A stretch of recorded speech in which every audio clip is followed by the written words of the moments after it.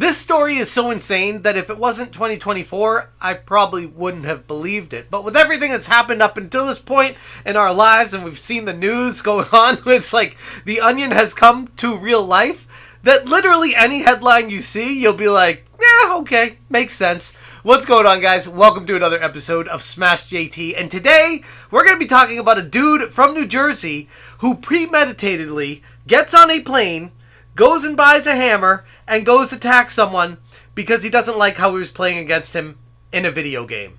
Unsuccessfully, I might add. The guy's still alive. So, I guess you could say he couldn't even up his KD ratio in real life.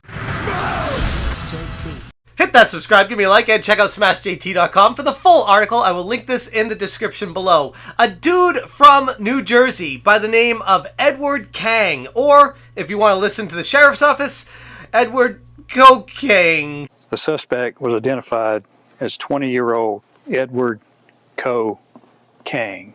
I've heard some pretty insane stories covering gaming news in my day, but this one really takes the cake. Imagine losing so bad at a game and getting so angry at your opponent that you get on an airplane, fly to a different state, rent a hotel room, go to a hardware store, purchase supplies to murder someone, break into their house, and attempt to murder them over a video game. 20-year-old Edward Kang from New Jersey took an overnight flight to Florida to physically attack his online rival with a hammer, initially reported by the Nassau County Sheriff's Office. According to the Sheriff Bill Leeper, Kang's journey began at Newark Liberty International Airport in New Jersey, where he boarded an overnight flight to Jacksonville International Airport in Florida. Kang's purpose was far from innocent. He had informed his mother that he was visiting a friend in Florida, masking his true intentions of confronting his online adversary. Imagine getting on a plane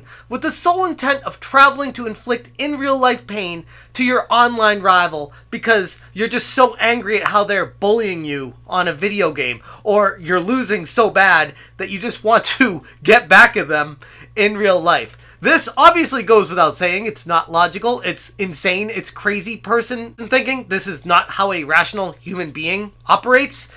But it feels like the more time that goes on, the more stories like this we keep hearing. And it's just like, have we always been this messed up as a society? Or is there something in the water that is really affecting people? Because this is not sustainable. Keep Up the Good on Reddit said, that's dedication and rage. Imagine going on an airplane, being nice to everyone, then getting off the airplane like, I'm mad.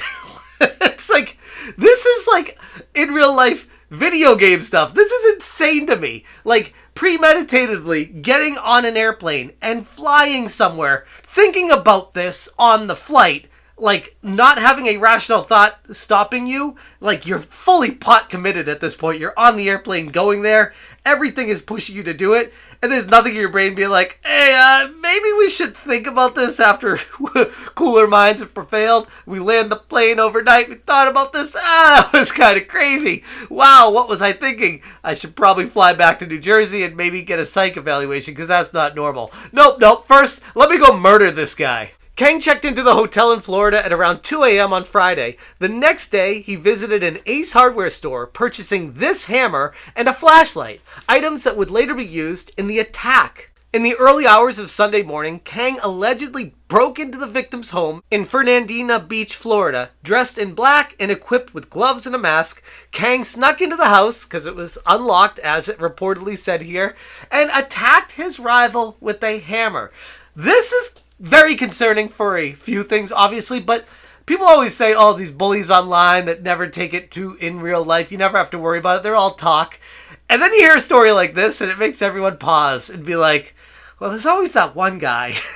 This Kang dude is that one guy. The victim's stepfather, awakened by sounds of the struggle and cries for help, intervened and, with the help of his stepson, managed to restrain Kang until authorities arrived. And this all begs the question is, what game were they playing? How did it get to this point from a video game? How do you even find out his address? All this other stuff, which we've already found that if you want to find someone's address, it's pretty easy. There's a Yellow Pages online. It's unfortunate, but it's true. It's right out there for the public to know as long as they know your information. it can be found, which is why it's so scary with these types of people. But then diving into the game they were playing, it's a game I've never even heard of before, called ArcheAge, which apparently is like an online role-playing game adventure similar to an MMORPG. But as I was doing some research on this game, ironically, it looks like it's shutting down as of recording this video tomorrow on June 27th, 2024, a termination of service notification stating, "Dear Inheritors, as a publisher of games, it is our mission to provide our players with great and enjoyable gaming experiences. So it is with a heavy heart that we announce the official closure of our ArcheAge servers, effective June 27th, 2024. After discussing the performance of ArcheAge with XL Games at length, we have concluded that we're no longer able to provide the MMORPG we envisioned. The declining number of active players means the game's content is no longer accessible in the way it used to be, and the experience of it is different from what was originally intended. In light of this, we've made the difficult decision to terminate the live service of ArcheAge in Europe and North America." And it goes on from there in a pretty lengthy statement. And I say ironically it's shutting down as of recording this tomorrow because this is probably the most attention this game has ever gotten with a story like this, and they're shutting the servers down where people are actually starting to hear about it and would want to look into it. That's just really bad luck if you're the publisher of this game. Per NBC 15 News, when questioned by the authorities, Kang admitted his hostility towards the victim, describing himself as a bad person online. He also inquired about the potential jail time for the crimes, indicating a lack of remorse or understanding for the gravity of his actions. Sheriff Leeper remarked, "I would say, Mr. Kang, it's going to be a long time before you play video games again." The suspect gained access to the home because it was unlocked at the time of the incident. Kang assaulted the victim with a hammer, and the victim was defending himself. The victim and the stepfather managed to disarm Kang and restrain him until our deputies arrived on scene. And it kind of goes without saying here, but let's address the elephant in the room. It's not a jail cell that Kang should be going into here. It's a padded room. What he did is not rational any stretch of the imagination. You couldn't arrive at this accidentally. It's premeditated, and it's over a video game. What makes this incident particularly noteworthy is that it originated from an online altercation.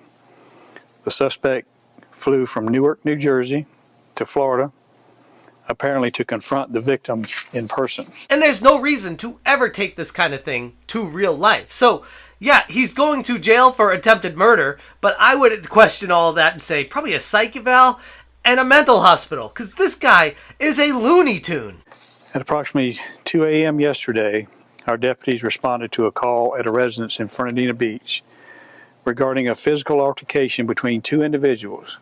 Upon arrival, they discovered a significant amount of blood in the entryway of the home and the victim's bedroom. The victim's stepfather reported being awakened by screams for help. The video was posted on Facebook and there were plenty of replies. One of them from Laurent said, "This is immensely creepy. The premeditation, tracking down the victim's address, purchasing the airfare, hotel room, weapon, etc. Absolutely mind-blowing. I'm so glad no one was killed. Good job responding swiftly and efficiently, NCSO." And what pisses me off so much about these kinds of stories is this is what politicians and people in that area run with when it comes to video games and saying, "Oh, see, they do make people violent. Here's an exhibit A for that. Point to this and say, we need more restrictions, more stops, more blocks, more red tape on these games to stop them from going out, and a way to get more money to squeeze out of these companies," because that's what these politicians always try to do. It's people like Kang that go into it that ruin it for everyone else. No, video games don't cause this. This guy is mentally insane, unstable. It's not rational what he did.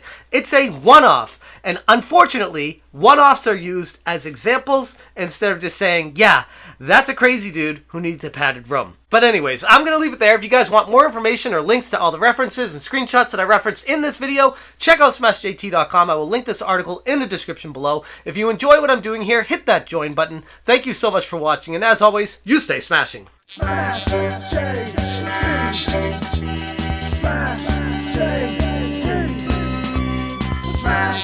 change.